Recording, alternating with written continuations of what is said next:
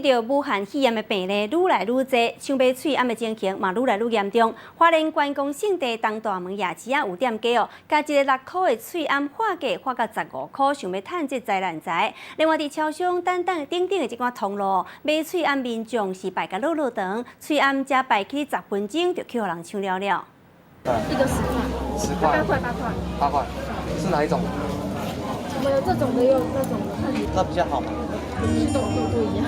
喙痈一个花8块至10块，甚至佫讲价销无共，毋过品质拢共款。花莲东大门的夜市啊，有业者咧做生意兼卖喙痈，毋过煞去互民众上网发文咧干骂，一个喙痈上悬花到15块，若其他的销路嘛才卖6块尔。安尼敢讲伊是想要趁这落灾难财咧？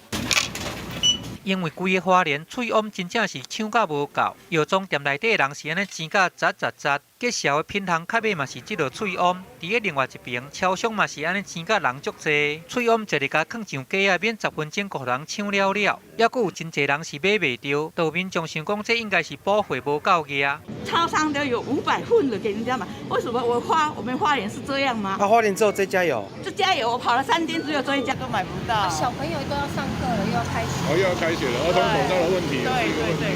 对，不要说儿童口罩，只要有口罩可以使用就好了。